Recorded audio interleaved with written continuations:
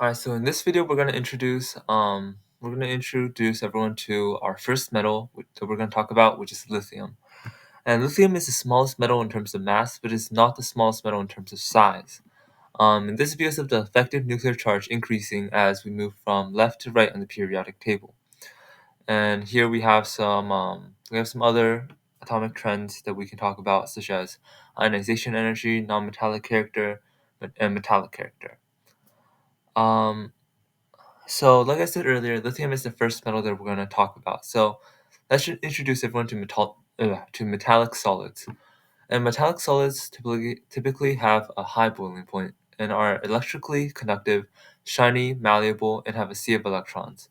And here we have an image of lithium, and as you can see, it's clearly very shiny and it's also malleable and has a sea of electrons. Lithium in its ion form has a charge of +1. Lithium hydroxide is also a strong base, meaning it completely dissociates into lithium and hydroxide in water. Here we have an image of solid lithium hydroxide.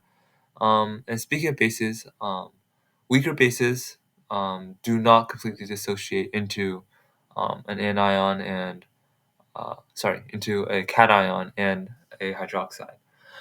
Um, So how strong a base is can be measured through pH, which is power of hydroxide, and it's found through negative log of the molarity of hydroxide.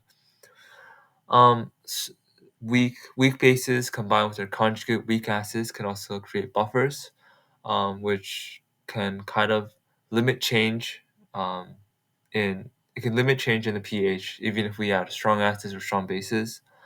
But lithium also forms bonds with nonmetals, which can form ionic compounds.